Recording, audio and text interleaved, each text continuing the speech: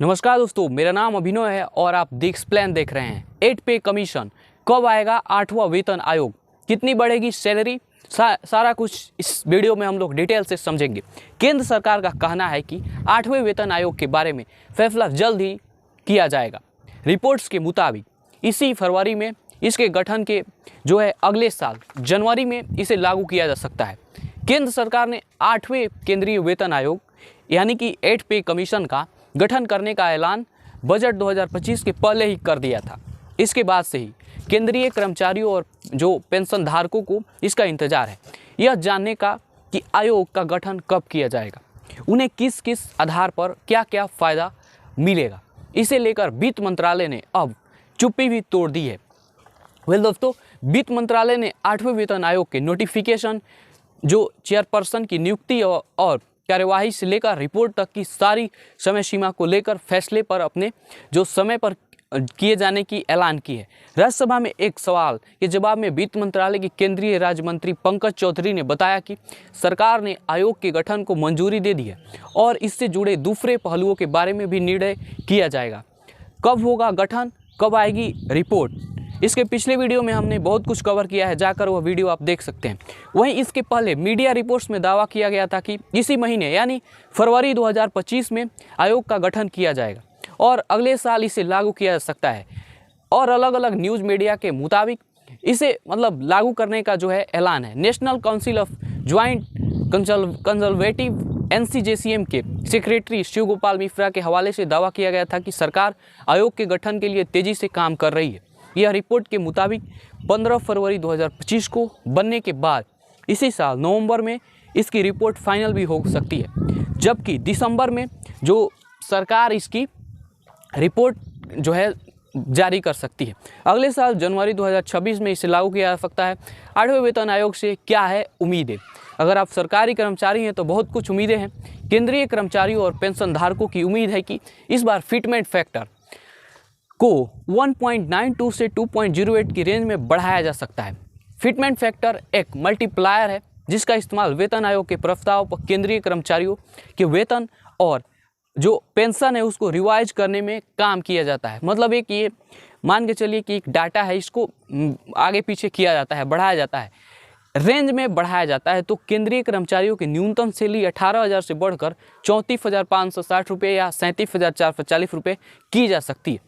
मिश्रा ने पहले कहा था कि काउंसिल का स्टाफ साइड वेतन आयोग से फिटमेंट फैक्टर 2.86 करने की गुजारिश करेगा, मतलब संभावित है।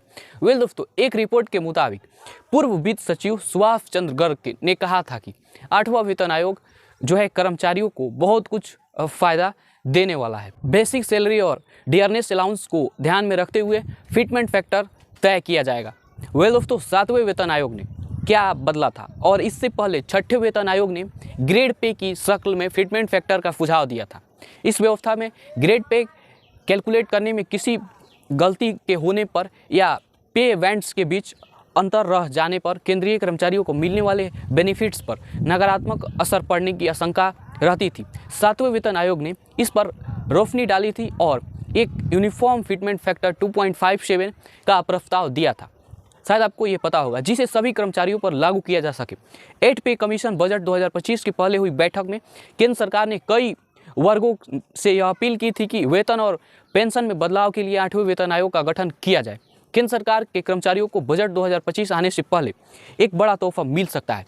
केंद्रीय मंत्रिमंडल ने गुरुवार को ऐलान किया कि जो वेतन और पेंशन धारकों के भत्ते में बदलाव की आवश्यकता है, 8वें वेतन आयोग का गठन किया जाएगा। इसे लेकर लंबे वक्त से मांग उठ रही थी, लेकिन दिसंबर में सरकार ने बताया कि उसका ऐसा करने का विचार नहीं है। हालांकि इस हालिया ऐलान से केंद्र सरकार के कर्मचारियों को राहत मिलने वाली है।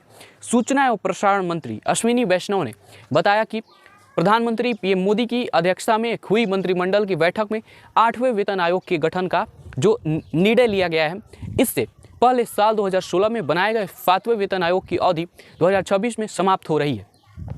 वैष्णव ने यह भी बताया कि आयोग के चेयरमैन और 2 सदस्यों की जो नियुक्ति है जल्द की जाएगी। बजट से पहले की बैठकों में उठी थी मांग। दोस्तों, वित्त मंत्री जो निर्मला सीतारमण हैं, उनके साथ बजट 2025 के पहले की गई बैठक में ट्रेड यूनियनों ने आयोग के गठन की मांग को दोहराया था। भारतीय मजदूर संघ के संगठन सचिव और उत्तरी क्षेत्र पवन कुमार ने ऐसी ही एक बैठक में आयोग के तत्काल गठन की मांग की थी। फिटमेंट फैक्टर बढ़ाने की उम्मीद है दोस्तों, ये उम्मीद है कि बढ़ेगा। National council of joint conservative machinery के कर्मचारी लंबे वक्त से इसका इंतजार कर रहे हैं, फिटमेंट फैक्टर को बढ़ाने की वकालत कर रहे हैं। फिटमेंट फैक्टर करंट बेसिक पे के ऊपर लगने वाले मल्टीप्लायर है, यह रिवाइज किए गए ये स्ट्रक्चर को तय करता है। उम्मीद की जा रही थी कि इसे 2.86 मतलब करने की बेहद खास उम्मीद थी। यह चुनौतीपूर्ण है, लेकिन इसको लागू किया जाएगा। खासकर बड़े शहरों में इस मांग के पीछे सबसे बड़ी वजह है वहाँ की हालिया स्थिति। हालांकि केंद्र सरकार दिसंबर में कह चुकी थी कि उसका ऐसा करने का कोई खास विचार नहीं है, मतलब कोई खास ऐलान नहीं है, लेकिन कर्मचारियों की मांग पर 7वें वेतन आयोग ने इसको अपग्रेड किया और जिसे 2016 में लागू किया गया। इसके बाद न्यूनतम वेतन 7,000 से 17,990 पर पहुंच गया था। 2.86 फिटमेंट फैक्टर से बेसिक सैलरी 17,990 से 51,451 पर पहुंच जाएगी, यह उम्मीद है। हालांकि देखा जाए क्या होता है। वेतन आयोग बनने से पेंशनधारी और वेतन जिनको मिलता है सरकारी कर्मचारियों को, इनको काफ़ी फ़ायदा होगा। खर्च जो हाथ में खर्च पूरे करने के लिए राशि आ सकेगी, इससे न सिर्फ उनके वित्तीय हालात सुधरेंगे, बल्कि ज़्यादा खपत के साथ ज़्यादा मांग बढ़ने से अर्थव्यवस्था को भी फ़ायदा होगा। यहाँ तक इस वीडियो को अगर आप देख रहे हैं और भी ज़्यादा अपडेट चाहते हैं 8 पे कमीशन पर, तो जुड़िए हमारे साथ और देखते रहिए दिस प्लान।